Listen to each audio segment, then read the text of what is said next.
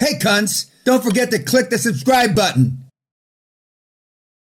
Even though they fucked you up, no mom deserves to be spit in the face. Okay? I draw the line there. Girlfriends, fuck them. Oh, it's easier to get like O'Leary said. But most of you, over 98% of the kids today say that, there's nothing worth dying for. I still have a lot of things that I'm willing to die for. And of course, where are we? Now, if the corona spreads like the Black Plague of 1535, which I hope the hell it doesn't, it's going to, the last time corona was here in 1918, 1919, there were 1.5 billion people on the earth. 1.5. 500 million were infected. 1/3 of the world was infected with the corona. You can go back and Google people that went to baseball games are all wearing masks. Cops on the beat are all wearing masks, but everybody forgets about this. People were dying in the fucking street. But the first rule of crisis management is lie to the public because they can't take the truth. Lie. Boris did it. Trump does it. Don't you understand? Wait a minute. Where's that?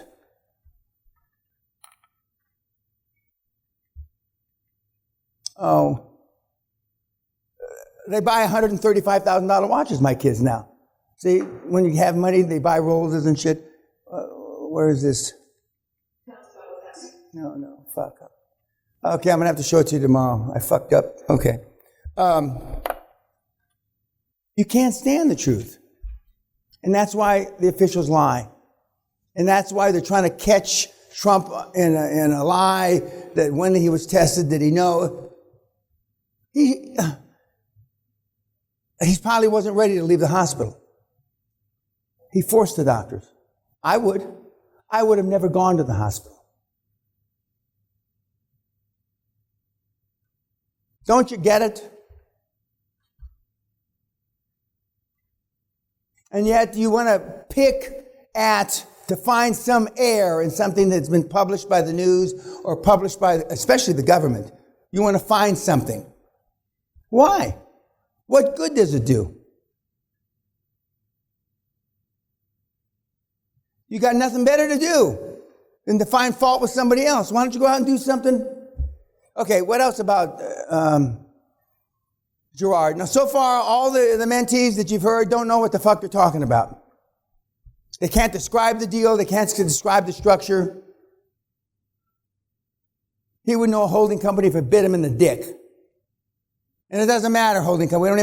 We spent 3 minutes talking about that the second of the last day.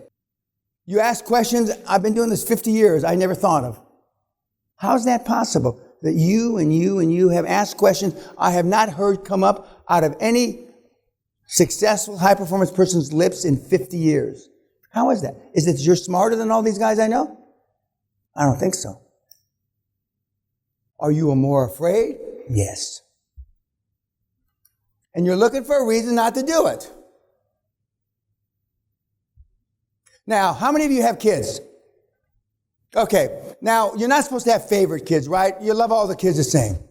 That's bullshit. But anyway, you all know you got a favorite. So now I take your favorite. How old's your favorite kid? I say, boy or girl? You take the little girl, you hold her by her ponytail, whatever, and I take a gun and I put it in her mouth like this. And I say, you've got 72 hours to do so-and-so, or I'm going to splatter her brains all over that screen. You would move heaven and hell to save the little girl's life. Okay, hit it. I think I'm entitled. You want answers. I want the truth. You can't handle the truth. Son, we live in a world that has walls. And those walls have to be guarded by men with guns. Who's going to do it? You? You, Lieutenant Weinberg? Are you cunts? I hope not. And you, the two defense forces? Fuck you. I eat people like you for breakfast. You can't take the truth. That's why Boris here and Trump don't give you the truth. Because you can't fucking take it. If the America knew how bad we were off, there'd be panic. Well, there is panic, isn't there? They're shooting people down in the street, aren't they? Well, just imagine if you knew one of three of you were going to die. They'd be storming the White House. You can't take the truth. Do you think Winston Churchill told the Brits from 1939 to 1943, 44 that they were losing the war? No! Why? Because they can't take the truth. So all I'm suggesting, I'm not begging, all I'm suggesting is why not us? I've already done it. I have nothing to prove. But every generation gets more cunt-like. No balls. Or as Gerard said, hold your head up high. I think Gerard says that because he has trouble standing up straight for the reason I explained to you. Remember, 99.9% of the people that have been successful with QLA have not been to the castle. Have never met me.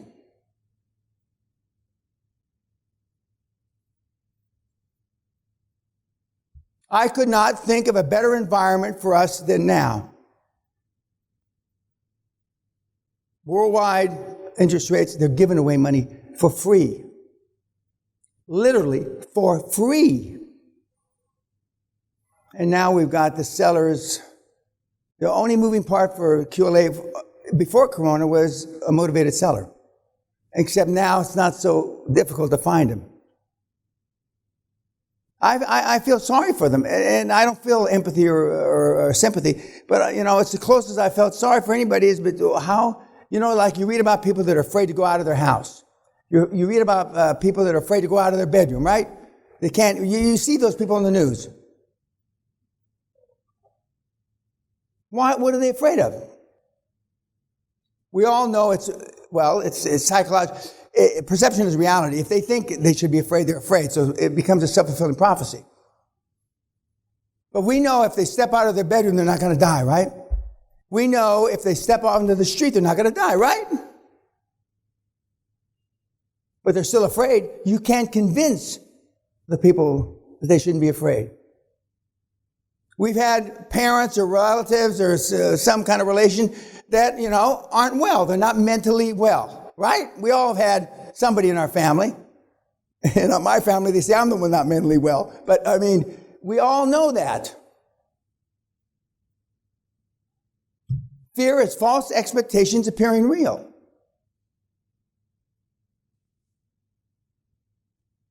The reason why boxing was so effective, and now because of Corona, I still have it with Corona spitting on each other. I don't give a fuck.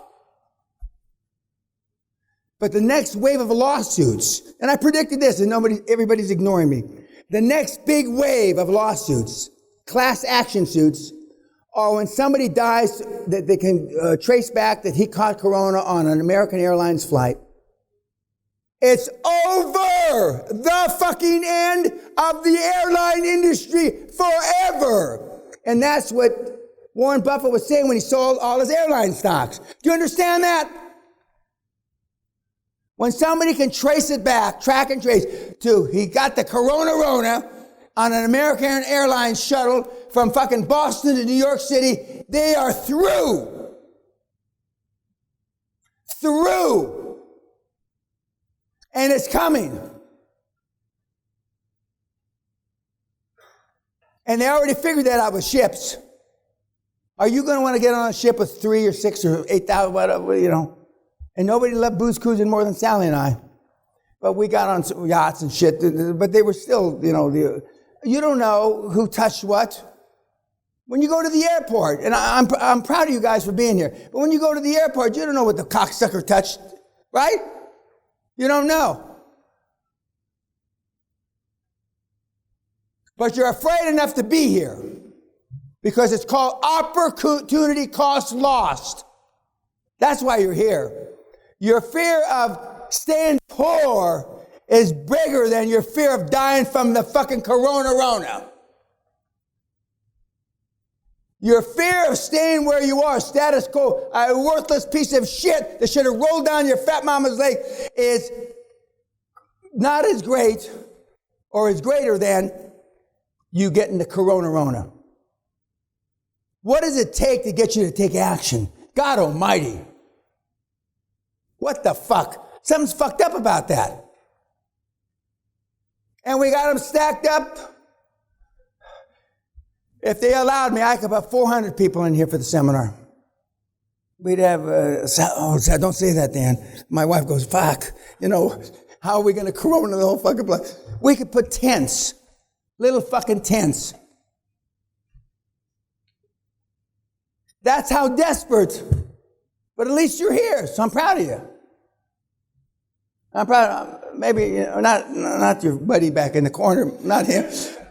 I got to be honest with you, as honest as a Goyim, half Jew. If he dies tonight, I don't give a shit, But we use his suit and his clothes to shine our shoes, And when I was in Israel, God love him, they said that you're irreverent, Mr. Peña. I had the head rabbi, government rabbi, tell me, you're irreverent, Mr. Peña. Yes, sir. Probably so. And we signed a deal with the Israeli government on the Sabbath. Everybody tells me I'm lying about that. It's the goddamn truth. On the Sabbath. Because I said, we're leaving. And then we ate dinner that night out in a Bedouin tent out in the desert with the senior officials out there. And outside the tent, there were rats as big as cats running around the tent. And they said, have you always been like this, Mr. Peña? Yeah, I'm a little better now. What else about, who's my 5:30? Ooh. Who's my 6? Okay, what else? Now, here's a guy, you're going to see several other coronaronas in the trenches. Right now, doing the deals. And they're all going to essentially say the same. As Gerard said, I don't want to say it's easy, but it's easy. And all of them have one thing in common. They don't understand the deal to this day. They use the wrong words. Even Josh Kim, God love him, uses the wrong words. How is that possible?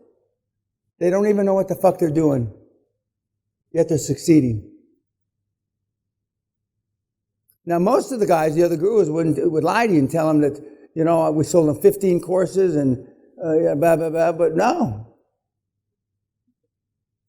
Because you as long as you're on the field, as long as you're on the pitch, on the crease, in cricket terms, and as long as you're in the batter box and you keep swinging away, you're eventually the wood's going to hit the ball. In this system, we've gotten deals done from 80 IQ to 180 IQ. Based on the questions, we may have some close to 80 IQers in the room. So I may ask a couple of you to give me IQ results. So if you're 70 IQ, that's even better. So then I can say 70 IQ to 180 IQ. The 80 IQ did a $400 million deal, and the 180 IQ did a $40 million deal. Now that, in and of itself, should be satisfying to you, not on the 180 IQ end, but on the 80 IQ. Now, I haven't ever had anybody with Down syndrome do a deal. It'd be a great story, and I might make it up that we had an Israeli from Tel Aviv with Down syndrome at the seminar. We know who we're talking about, don't we? Anyway, but that would be just 100% lie. That just wouldn't be an exaggeration. Although we look at him a little, maybe. But God, guys, I want to cry. It's so fucking easy. It's so fucking easy. It's criminal. It's so easy. Now, I would like to think that the deal, it only worked for white Anglo-Saxon Christians.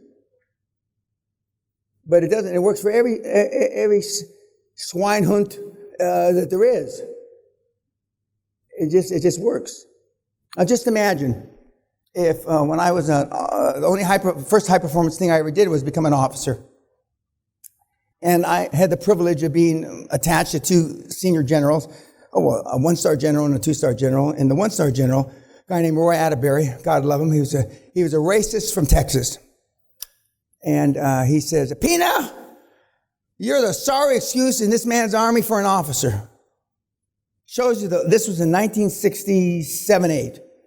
It shows you what the army, this man's army has come to. Wetback Mexicans can become an officer. Now, can you imagine if somebody said that to a young officer today? Can you just imagine? And my mother was a wetback illegal alien. She came across the border as an illegal alien in 1924. She swam across the Rio Grande River. So he didn't know how close he was hitting the home. Now, if I had told him that, I can't imagine what he would have used to verbally abuse me. But my parents, especially my father, taught me it's not what happens to you in life, it's how you interpret it. And unfortunately, most of the people that come to the seminar focus on interpretation negatively. And in some cases, you live with it all your life. You live with it all your life.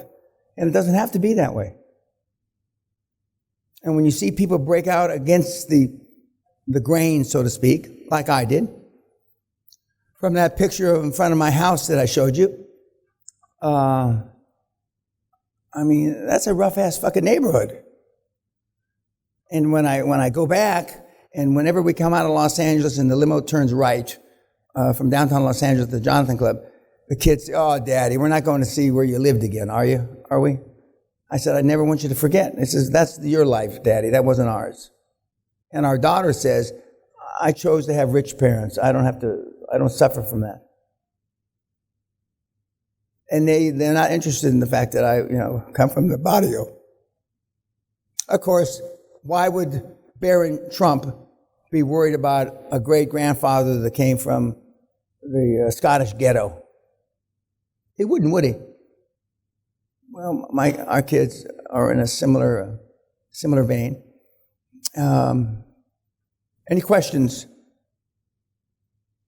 about anything? Now, 2 or 3 of the points that I glossed over and didn't give you an answer is because we spend some amount of time on holding companies. We spend some amount of time on a couple of the other things that you mentioned. They're important, but to get ahead of yourself, some of the questions you've asked that I've postponed, I'm never going to answer because it doesn't make a shit. I've never experienced it in 50 years. And it's not, if it hasn't happened to me in 50 years, and if I haven't seen it happen to anybody in 50 years, the likelihood of it happening to you are 0. Now, whatever you've read, etc., it hasn't told you that, like Josh, 95% of the things you worry about aren't ever going to happen. Yeah, question.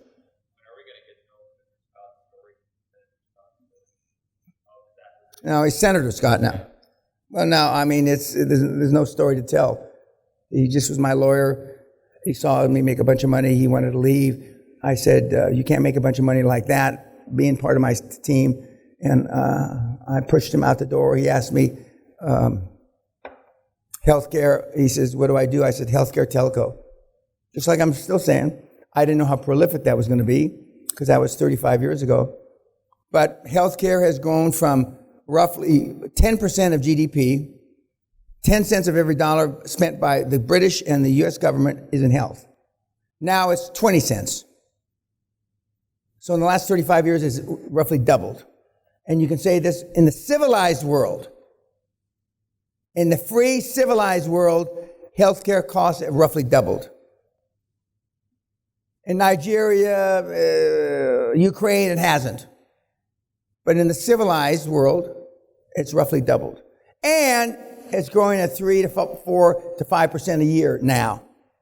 So in 10 years, it'll probably be 25% or 28%. And, but our grandson that was born last year, there was a study put out. The kids, babies born in 2019, their average age will be 93 years old. 93.